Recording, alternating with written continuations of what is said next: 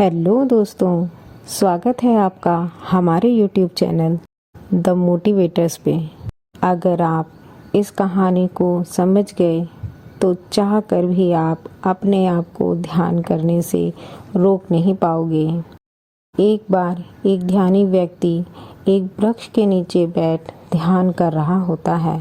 अचानक से उसे एक लकड़हारा नजर आता है जो लकड़ियां काट रहा होता है। पहले दिन वह ध्यानी व्यक्ति उस लकड़हारे को देख कुछ नहीं बोलता। दूसरे दिन फिर जब वह लकड़हारे को देखता है तब भी वह ध्यानी व्यक्ति उससे कुछ नहीं बोलता।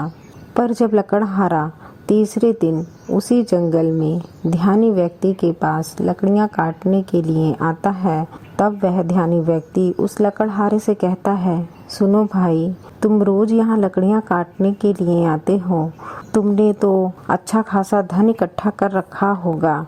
उस ध्यानी व्यक्ति की बात सुन लकड़हारा हंसता है और कहता है, जैसा तुम सोच रहे हो वैसा कुछ भी नहीं है। इन बहुत सारी लकड़ियों से मुझे बहुत कम धन मिलता है, जिसके कारण घर का खर्च बहुत मुश्किल से चलता है।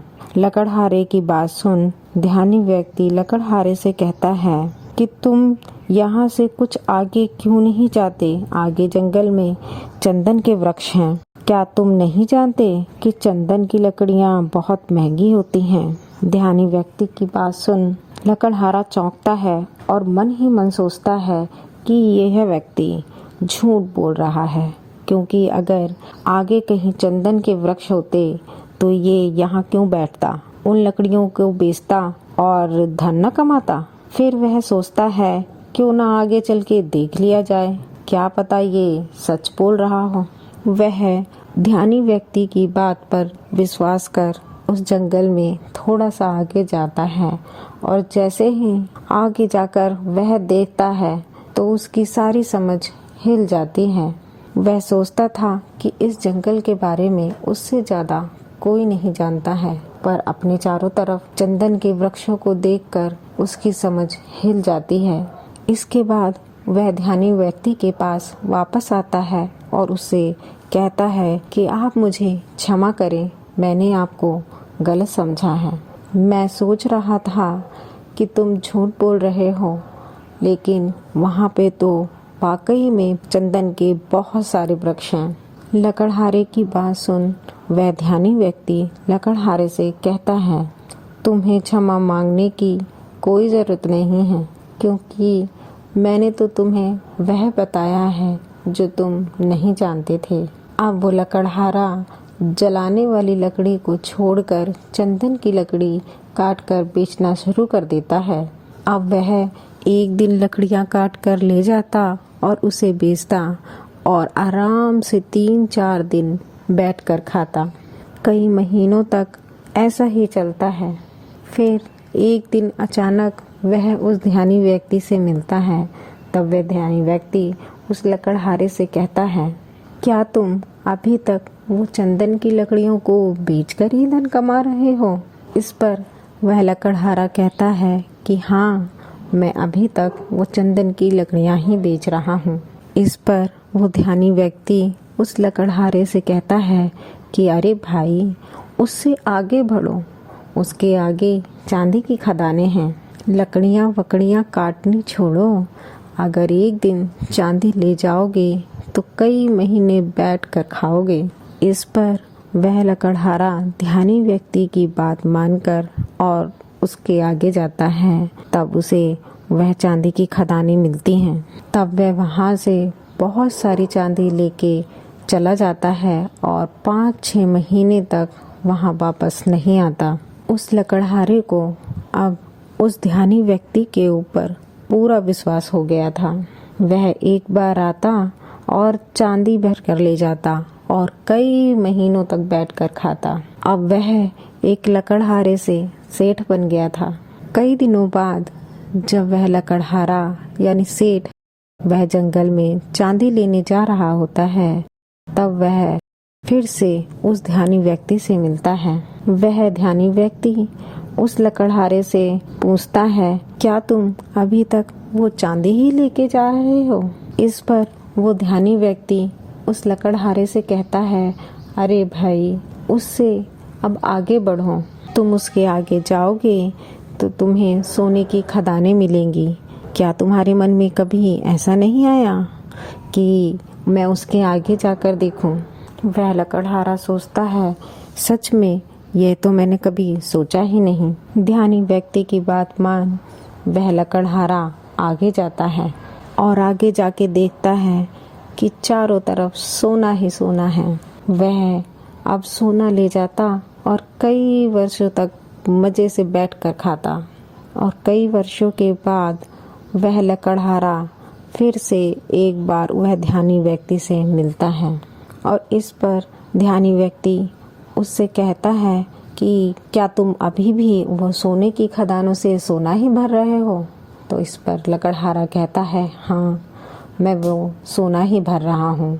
तब वह ध्यानी व्यक्ति लकड़हारे से कहता है, अरे भाई, उससे आगे बढ़ो, आगे हीरो की खदान है। इस पर वह लकड़हारा आगे जाकर देखता है और पाता है कि चारों तरफ हीरे ही हीरे हैं। अब तो उस लकड़हारे के ठाट बाट राजाओं जैसे हो गए थे। उसने महल खड़े कर लिए थे और अब उस लकड़हारे की उम्र 60 साल से भी ज़्यादा हो गई थी। और अब लकड़हारा कई दशकों के बाद आखिरी बार उस ध्यानी व्यक्ति से मिलने के लिए जाता है। वह लकड़हारा ध्यानी व्यक्ति के पास पहुंचता है और हाथ जोड़कर धन्यवाद करता है। वह ध्यानी व्यक्ति उस लकड़हारे से कहता है, अरे तू अब हीरो पर ही रुक गया, वहाँ से आगे बढ़। बहुत सारा धन होने के बाद उस लकड़हारे को भी बहुत अकड़ आ गई थी। वह बहुत धनी हो गया था। वह लकड़हारा ध्यानी व्यक्ति की बात सुन कहता है, अब छोड़ो ये सब, मुझे परेशान मत करो। अब हीरो के आगे भला क्या हो सकता है? वह ध्यानी व्यक्ति उस धनी सेठ से कहता है, हीरो के आगे मैं हूँ। क्या तुम्हें कभी यह ख्याल नहीं आया कि ये आदमी यहाँ मस्त बैठा हुआ है, जिसे पता है हीरो की खदान का, वह हीरे नहीं भर रहा, इसको जरूर कुछ और आगे मिल गया होगा। हीरो से भी आगे इसके पास कुछ होगा, तभी यह निश्चिंत इस वृक्ष के नीचे बैठा हुआ है। क्या तुम्हें कभी ये ख्याल नहीं आया? उस ध्यानी व्यक्ति की बात सुन वह सेठ रोने लगता है और उस ध्यानी व्यक्ति के पैर पकड़ लेता है और कहता है कि मैं कैसा मूढ़ हूँ जो ये देख ही नहीं पाया कि जिसने सभी हीरे जवाहरात छोड़ दिए कि उसके पास जरूर कोई इन हीरो जवाहरातों से बड़ा कोई धन होगा। मुझे कभी ये ख्याल ही नहीं आया। मैं जानना चाहता हूँ तुम्हारे पास ऐसा कौन सा धन है जिसके सामने इस दुनिया का सारा धन छोटा है। सेठ की बात सुन वह ध्यानी व्यक्ति सेठ से कहता है कि वही तो मैं तुम्हें बताना चाहता हूँ। वह धन है ध्यान। इस पर वो सेठ ध्यानी व्यक्ति से कहता है, पर मुझे तो ध्यान करना ही नहीं आता। वो ध्यानी व्यक्ति सेठ से कहता है कि ध्यान करना बहुत ही सरल है। बाहर का धन तो बहुत इकट्ठा कर लिया, अब जरा भीतर की ओर मुड़ जाओ। अब तुम आराम से बैठ जाओ और देखो कि तुम्हारे भीतर अब क्या चल रहा है। अगर कोई अनुभव हो तो उसे पकड़े मत रखो, बस देखो।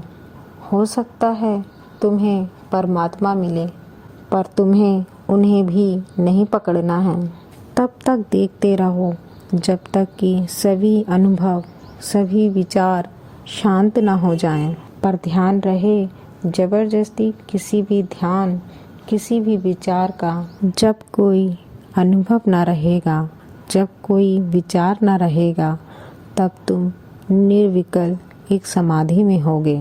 तब ना तो दृश्य बचेगा और ना ही दृष्टा, तब केवल शून्य होगा और उस शून्य में ही जलता है बोध का दिया। ध्यान करने के लिए सिर्फ एक बात सबसे ज़रूरी है और वो है धैर्य। धैर्य इतना होना चाहिए कि घटना आज घटे या कई सालों बाद, बस ध्यान करने के लिए ये ध्यान रहे कि घटना आज घटे या कल, आप हमेशा ध्यान करने के लिए तैयार रहें। दोस्तों, वीडियो अच्छा लगा हो तो चैनल को ज़रूर सब्सक्राइब करें। Thank you for watching.